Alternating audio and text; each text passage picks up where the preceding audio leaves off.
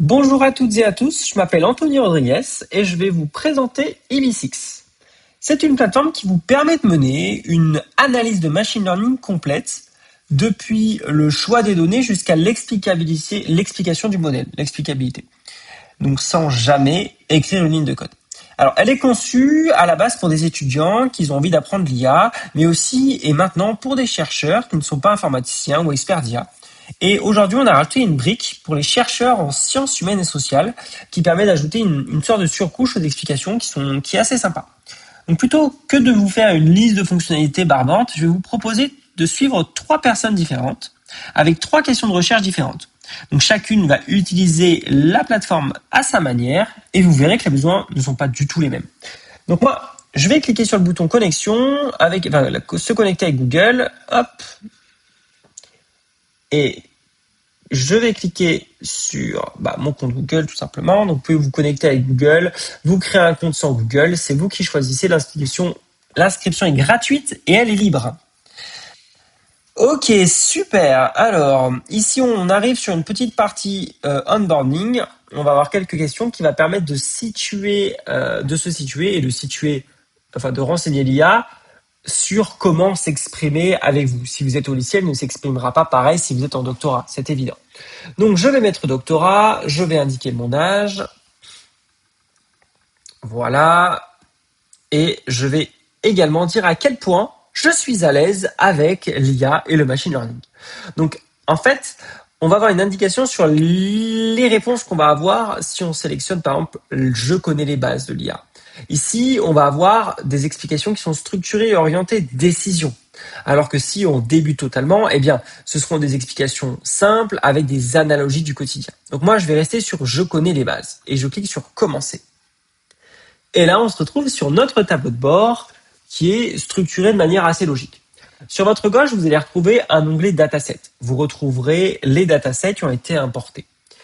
Vous pourrez bien évidemment importer depuis Kaggle, scorer les datasets par rapport à des critères éthiques, des critères techniques, des scores de popularité, par rapport à la fraîcheur des données, à quel point il y a de la documentation ou non. Et vous allez avoir des matrices comme ça qui vont vous proposer les meilleurs datasets. Voilà, concrètement. On va avoir l'onglet Apprendre. Alors, qu'est-ce que c'est? L'onglet Apprendre, c'est un peu comme une petite plateforme de LMS, de teaching. On va pouvoir se former à l'IA, donc à travers 4 programmes. Le programme Éveil, pour comprendre enfin ce que c'est l'intelligence artificielle. La plateforme Foundation, le programme Foundation, qui va nous permettre de comprendre les bases du machine learning. Le modèle praticien, le parcours praticien qui est de construire son modèle et d'évaluer et de l'évaluer sans mentir, sans qu'il nous mente, parce qu'évidemment on peut surentraîner un modèle et il va nous mentir et on croit qu'on a trouvé le modèle parfait, mais non, c'est un mensonge.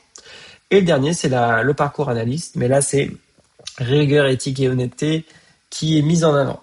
On va avoir la partie défi. Donc défi, c'est vraiment si on a envie de s'entraîner sur des cas réels, par exemple. Si moi j'ai envie de m'entraîner sur le VIA, je ne sais pas trop quoi faire, mais j'ai quand même envie d'apprendre, eh bien, on peut partir sur des programmes, par exemple le programme Novice 1912, qui a survécu et pourquoi. Donc concrètement, on sait ce que c'est le naufrage du Titanic. Et en fait, on peut démarrer une enquête à travers la sélection du dataset de Titanic et on va pouvoir prédire des questions. Donc là, aujourd'hui, c'est derrière la performance, se cache-t-il une question de société? Est-ce que le sort d'un passager dépendait-il de sa classe sociale et de son sexe ou pas? Enfin, est-ce qu'il dépendait d'abord de son sexe ou de la classe sociale? Donc concrètement, on a plein de petites enquêtes comme ça jusqu'à aller beaucoup plus loin, comme le revenu, un rayon gamma, c'est trier, on va trier le signal céleste du bruit du son, du bruit de fond, pardon, comme un télescope. Bon, il y a plein de petits cas comme ça, regardez, qui sont super sympas.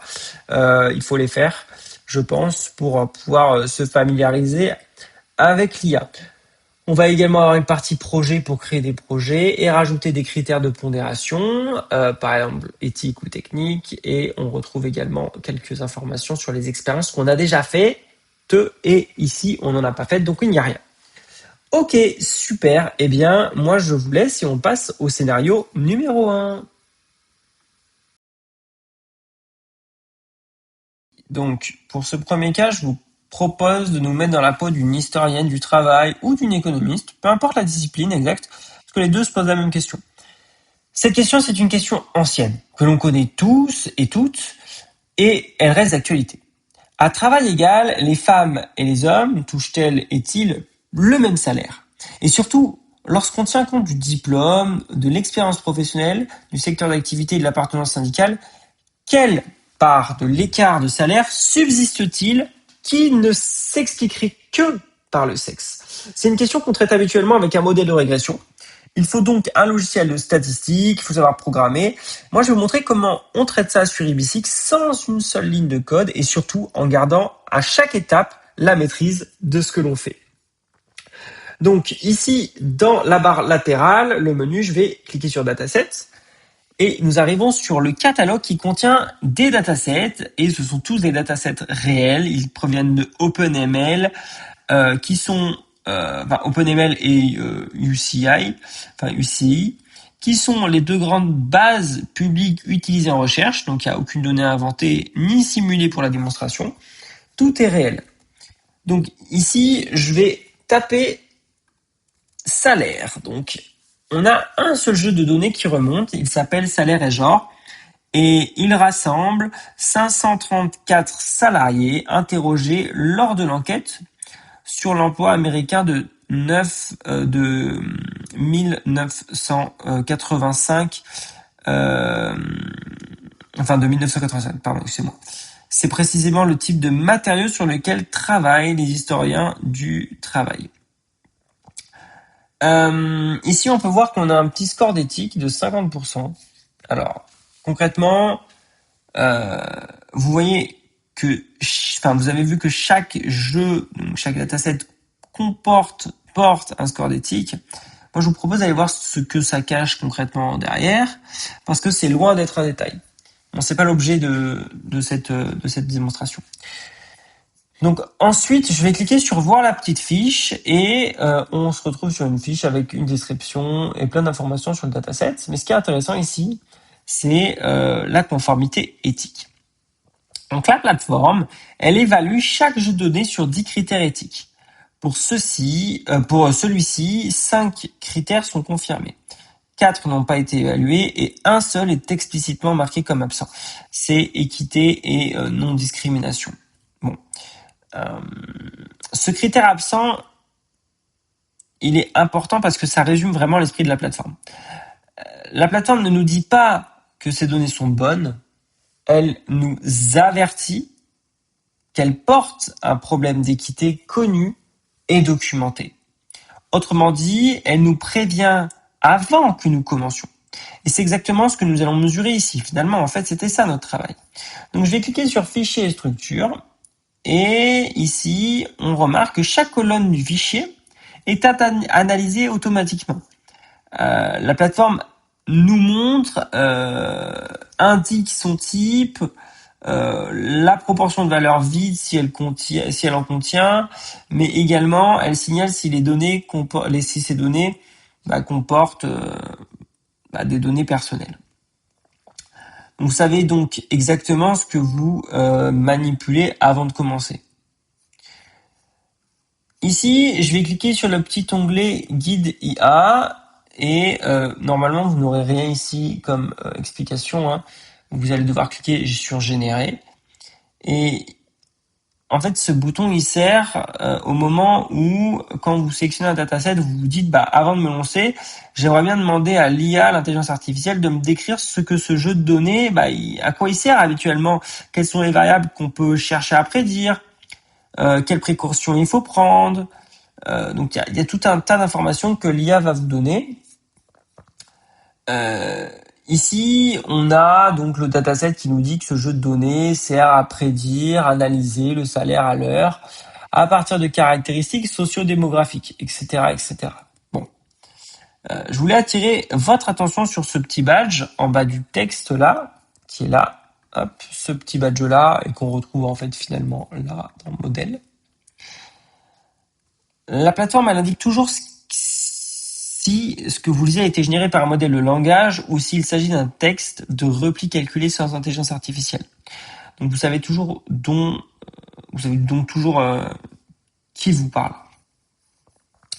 Voilà. Donc moi je vais cliquer tout simplement sur utiliser dans le projet et je vais pouvoir créer un projet. Donc là je vais laisser le nom qui est sélectionné. Je vais cliquer sur créer et lancer. Nickel. Hop. Et là je m'aperçois que la première étape consiste simplement à regarder ce qu'on a sous la main. La plateforme nous montre un score de qualité ainsi que les 10 premières lignes du fichier pour que nous sachions à quoi ressemblent les données. Voilà, pourquoi pas, c'est sympa. Donc là, je clique sur j'ai compris.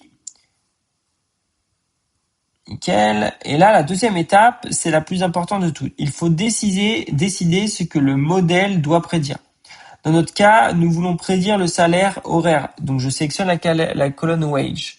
Mais si je ne sais pas ce que je veux prédire, eh bien, j'ai l'IA qui peut nous aider. Donc là, je clique sur guide-moi.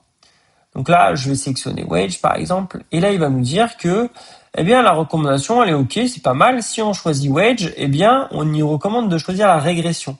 Donc, il y a deux types de tâches. On a la classification et la régression. Là, l'IA nous recommande la régression pour wage. Donc, c'est intéressant. Donc, je peux appliquer la recommandation ou bien décider par moi-même. Et vous allez retrouver ce couple de boutons à chaque étape. C'est le principe qui structure toute la plateforme. L'intelligence artificielle propose, mais c'est toujours l'humain qui tranche. Donc là, je clique sur continuer. Et là, on arrive sur l'étape de nettoyage. Donc ici, l'écran, il affiche 0, colonne est nettoyée. Donc là, la troisième étape s'occupe littéralement des valeurs manquantes. Ici, on a de la chance, il n'y a aucune valeur à nettoyer. Les 534 individus sont complets. Sur un jeu de données troué, la plateforme nous proposerait une stratégie colonne par colonne en nous appliquant à chaque fois ce que nous gagnons et ce que nous perdons en fonction de la stratégie. Bon, on passe à l'étape suivante. Voilà. Ok, ici, la quatrième étape consiste à mettre de côté une partie des données. Le modèle ne les verra jamais pendant son apprentissage et en fait, c'est ce qui permet d'évaluer ensuite l'honnêteté du modèle.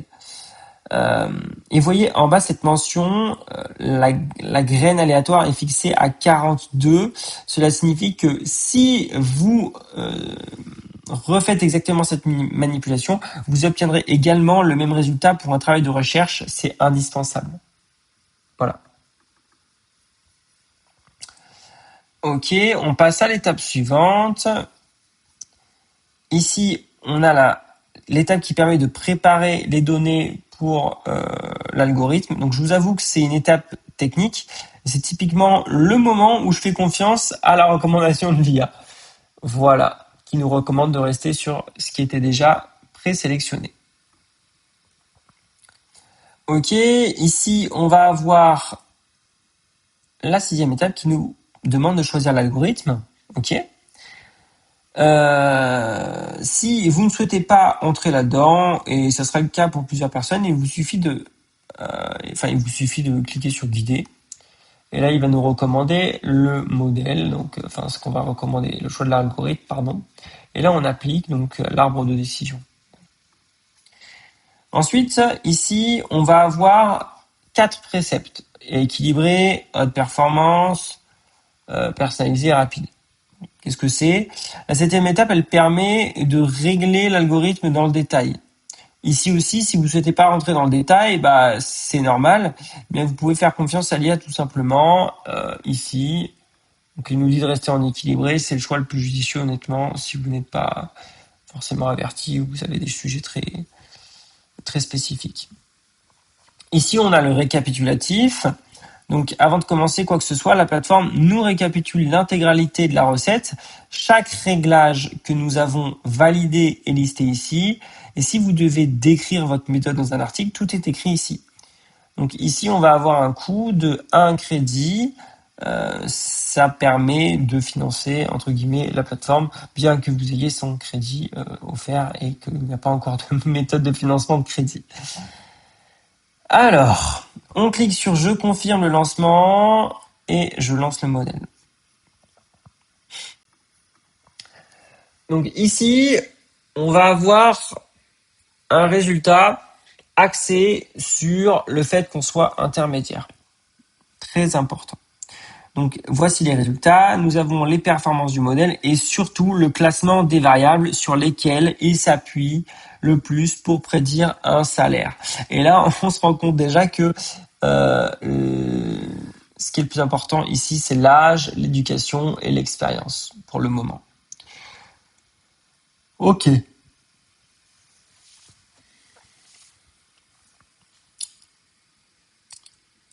Et je voudrais que vous lisiez avec moi ce qui est écrit juste en dessous parce que c'est important. C'est peut-être le plus important même. La plateforme nous dit ces variables sont corrélées à la cible. Ok. Et le modèle s'en sert pour prédire, mais cela ne prouve pas quelle est la cause. Donc, elle ajoute qu'établir un effet causal demande un véritable design d'identification, une expérience, une méthode de différence ou une variable instrumentale. Ok. Ok. Autrement dit, la plateforme, elle va refuser de vous laisser confondre la corrélation et la causalité. C'est exactement le contresens que la plupart des outils grand public vous laissent commettre en silence. Ici, c'est cet avertissement, il s'affiche pour vous, il s'affiche sous chaque graphique d'importance systématiquement. Ici, on voit qu'on est dans voir en tant que intermédiaire. On peut cliquer sur novice, ce qui va en fait va simplifier entre guillemets la vue. Bon, ici, c'est peut-être pas le plus intéressant, mais on peut switcher comme ça d'informations pour voir avec un œil différent les données et on a des KPI un peu différentes en fonction de ce qu'on veut. Donc ces résultats s'adaptent à qui les regarde et en vue novice, les blocs les plus techniques sont repliés pour ne pas noyer la personne en fait. Et en vue expert, tout est déplié et ce sont les mêmes chiffres, mais ce n'est pas le même niveau de lecture. On a également un sélecteur et c'est la fonctionnalité à laquelle je tiens le plus parce qu'elle a été pensée pour vous. Vous pouvez relire exactement les mêmes résultats à travers le regard d'une discipline. Donc concrètement, si je choisis le regard de l'économiste, ici, la plateforme me dit que cet économiste va regarder en priorité, enfin ce que l'économiste va regarder en priorité. Donc là, on va avoir l'âge, l'éducation, l'expérience, et on va avoir aussi quelque chose d'intéressant, c'est l'angle mort. Mais la plateforme fait plus que ça. Elle va détecter l'angle mort, comme je l'ai dit, avec le prisme de cette discipline. C'est-à-dire que ce regard-là risque de ne pas voir. Aucune discipline n'a le monopole de la lecture juste et la plateforme l'assume en fait. Par exemple, si on clique sur l'historien, si je passe maintenant au regard d'historien, la question change complètement. Il ne demande plus quelle variable compte, il demande d'où viennent ces variables, d'où viennent ces données, et ce qu'elle thèse, pardon. Donc 7 regards sont disponibles au total. Les chiffres, eux, ne changent pas. On va retrouver ici le switch. Ok. Nous arrivons à la dernière étape et c'est celle qui donne son nom à la plateforme, l'explicabilité. Comprendre pourquoi le modèle décide ce qu'il décide. Je demande une explication d'ensemble du modèle. Donc là, pour ce faire, on clique sur explicabilité. Et là, je clique sur générer une explicabilité. Donc la plateforme, elle calcule, puis elle rédige. Donc ça peut prendre un peu de temps, mais elle vous laisse jamais dans la boîte noire parce que vous savez exactement ce qu'elle fait en temps réel. Parfait. Alors, la première chose que nous voyons, c'est que l'explicabilité, l'explication, elle est elle-même auditée. La plateforme, elle mesure sa complétude, elle vérifie sa stabilité en relançant le calcul sur 5 graines aléatoires différentes et elle contrôle si deux méthodes de calcul indépendantes aboutissent au même classement. Donc vous savez donc à quel point vous pouvez lui faire confiance. Ici, on va avoir l'importance globale. Donc l'importance globale, c'est quoi? Eh bien, c'est la réponse à notre question de départ. Enfin chiffrée. Nous voyons le poids réel du sexe dans la prédiction du salaire, mise en regard du diplôme, de l'expérience et du secteur d'activité. C'est exactement l'exercice que les historiens du travail mènent depuis 40 ans avec des modèles de régression. Sauf que nous venons de le faire en 5 minutes sans écrire une ligne de code. Ici, on va avoir une petite partie explication. Alors, cette partie, elle est intéressante. Pourquoi? Parce qu'en fait, elle va nous expliquer qu'est-ce que le modèle a appris et va nous donner des informations un peu plus détaillées par rapport à notre profil toujours. Tout cela est repris en langage clair et va être rédigé au niveau de lecture que nous avons choisi tout à l'heure.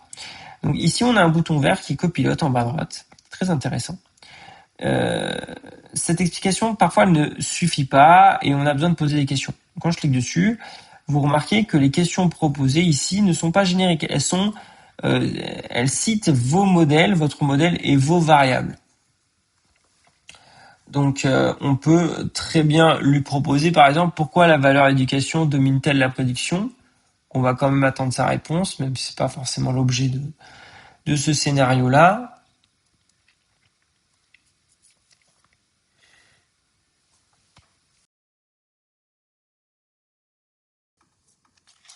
Super, passons au deuxième cas et changeons complètement de discipline. Je vous propose cette fois de nous mettre dans la peau d'une juriste ou d'une chercheuse qui travaille sur la discrimination. Sa question n'est pas du tout la même. Elle ne cherche pas à savoir si le modèle est performant. Elle cherche juste à savoir s'il est équitable. Autrement dit, est-ce que ce modèle traite-t-il les hommes et les femmes de la même manière? Et surtout, le juriste ou la juriste va se poser une question que seul un juriste peut se poser. Le droit dispose-t-il d'un critère chiffré pour trancher? Eh bien, la réponse est oui, ce critère existe et vous allez voir que la plateforme le calcule. Donc ici, on va se rendre sur les datasets et on va taper revenus. On tombe directement, voilà, on tombe directement sur les données du recensement américain, donc 10 000 personnes avec leur âge, leur niveau d'études, leur profession, mais aussi leur sexe et leur origine. L'objectif du modèle sera de prédire si le revenu annuel dépasse 50 000 $. Donc, on va cliquer sur voir la fiche et on va l'utiliser directement dans notre projet. Ici, on va juste renommer le projet en quelque chose de plus explicite, revenu et genre, et on clique sur créer et lancer. Parfait. Ici, je vais cliquer sur j'ai compris, on passe. On va choisir notre colonne cible. Donc, le revenu dépasse-t-il 50 000 $? Oui, non. Non, enfin, nous sommes donc sur un problème de classification et non de régression. Bon, si on a besoin, l'IA nous conseille, nous conseiller ce qu'il faut sélectionner. Bon, nous, on va choisir classe. Donc ici, la recommandation, c'est de faire de la classification. Ça s'appelle classe, c'était logique, mais il nous recommande la classification. Bon. Donc là, il va classer ce qui est inférieur ou égal à 50 000 et ce qui est supérieur à 50 000. Je vais enchaîner les étapes.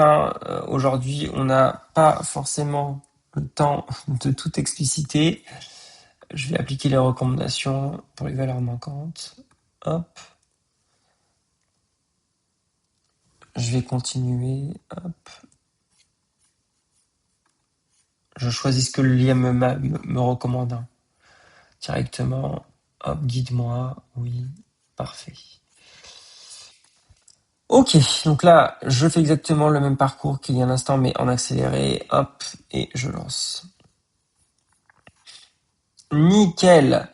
Alors, on va directement regarder notre modèle. Alors, notre modèle, il est entraîné, il prédit des valeurs de revenus. La question du juriste arrive Maintenant, est-ce qu'il traite tout le monde de la même façon? Eh bien, en fait, on va cliquer sur équité, pardon, et on va ouvrir variable sensible. Donc là, c'est les variables sensibles, ici, là, qui est déjà ouvert d'ailleurs. Et on va choisir sexe. Parfait. Donc le tableau s'affiche. Donc je sélectionne la variable qui m'intéresse, donc c'était sexe, et la plateforme recalcule alors le modèle groupe par groupe.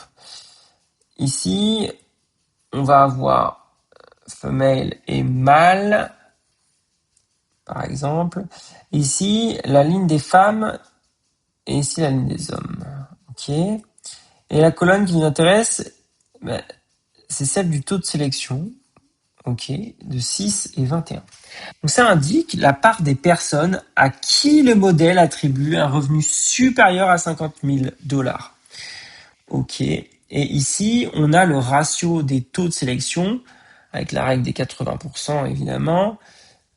C'est le chiffre décisif. Il exprime le rapport entre ces deux taux. Ce seuil de 80% n'est pas une intention d'informaticien. C'est la règle dite du disparate impact. Qui est décrite, qui est inscrite dans le droit américain et de la non-discrimination.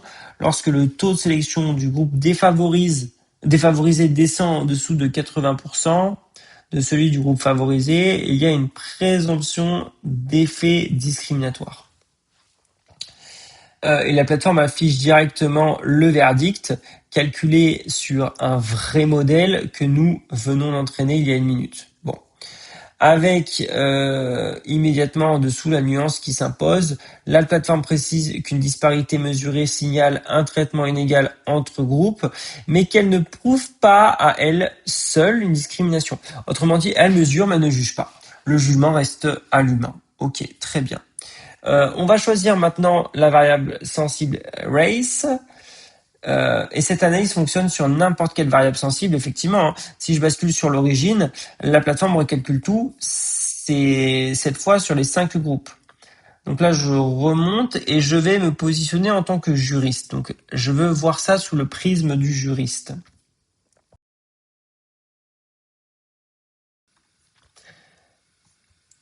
Pour ce troisième et dernier cas, et c'est peut-être celui qui compte le plus à mes yeux, mettons-nous cette fois dans la peau d'une collègue ou d'un collègue qui n'a jamais fait de machine learning, qui ne programme pas et qui n'a pas particulièrement l'envie d'apprendre à programmer. Donc, une enseignante ou un enseignant, par exemple, qui voudrait d'abord comprendre de quoi on parle avant de se lancer. Donc, sa question n'est plus une question de recherche, c'est une question d'accès. Par où commence-t-on quand on part vraiment de zéro? Et je crois que c'est la question que beaucoup d'entre vous se posent. Donc, on va cliquer sur le petit bouton apprendre ici. Et la réponse de la plateforme, c'est qu'on ne commence pas forcément par les données. On peut commencer par apprendre. Effectivement, ici, on va avoir une petite barre de progression avec la promesse.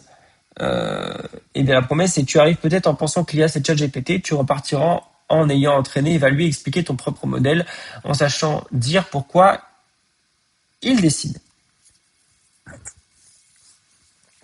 La promesse affichée ici, elle est assez directe.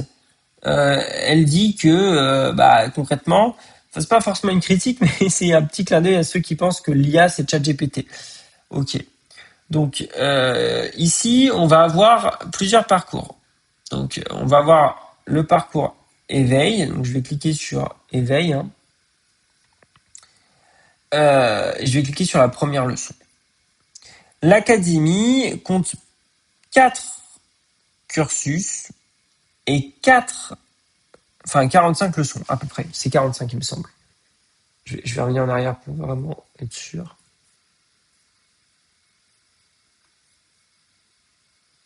Mais ça doit être ça.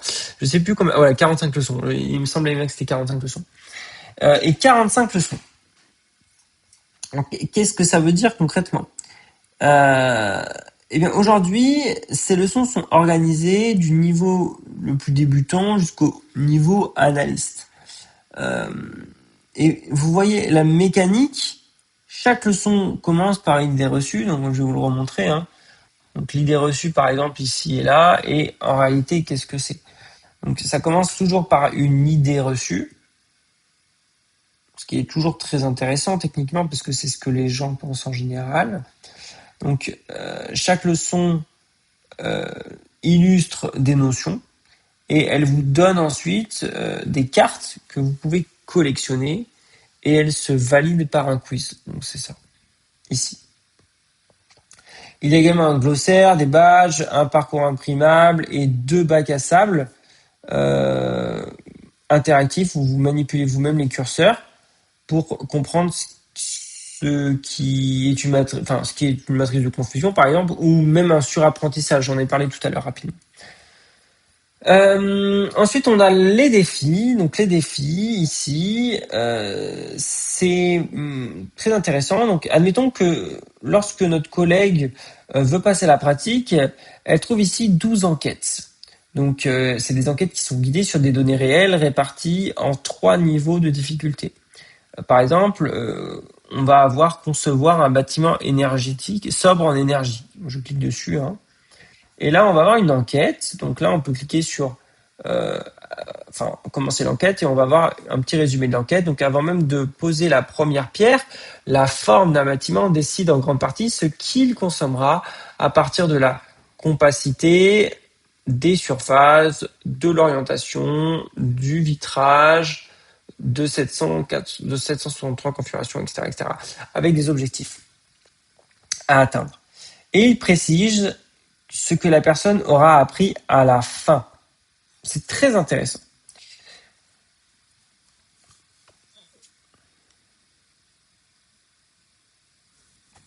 Donc celui-ci, il part vraiment sur la conception d'un bâtiment sobre en énergie. On va cliquer sur démarrer l'enquête, hein, on va le faire, pourquoi pas. Et là, on voit un petit bandeau en bas qui est apparu en bas de l'écran. Et là, on se dit, et à partir de cet instant, un traceur d'objectifs apparaît. Et qu'est-ce qu'il faut faire? Je suis perdu. Et ben non, en fait, il nous indique qu'est-ce qu'il faut faire. Donc, il va nous aider à continuer l'entraînement, ce qu'il faut faire, ce qu'il faut sectionner, ce qu'il ne faut pas sectionner. Bon, moi, je vais quitter le défi parce que c'est pas forcément l'attendu là. Ça reste de l'IA et c'est ce qu'on avait fait tout à l'heure concrètement, mais en guidé et sous forme un peu plus ludique. Ici, on peut importer, comme je l'ai dit tout à l'heure, des datasets Kaggle. Je ne vais pas le faire aujourd'hui, mais on peut remplir et trouver un dataset qui nous convient, qui n'est pas listé là, l'importer, rajouter des critères et le publier, le rendre public ou ne pas le rendre public. C'est vous qui décidez. Voilà. Alors, moi, je reviens sur le tableau de bord et nous arrivons à terme de ces 3 cas. Et je voudrais résumer ce que nous avons fait. Nous avons choisi un jeu de données en connaissance de cause, en sachant quel problème éthique il portait. Nous avons entraîné un modèle en 9 étapes guidées. En gardant la main sur chaque décision, nous avons relu nos résultats à travers le regard de notre propre discipline et nous avons obtenu une explication que nous pouvions interroger. Tout cela, comme je vous l'ai promis en début de vidéo, sans écrire une ligne de code et sans jamais confondre la corrélation et la causalité. La plateforme est ouverte et gratuite à l'adresse ibisx.zelian.fr. Créez un compte, prenez un jeu de domaine et surtout, dites-moi ce qui vous manque. Merci de votre attention. N'hésitez pas à me faire des retours. C'était Anthony et je vous souhaite une très bonne journée. Merci de votre attention.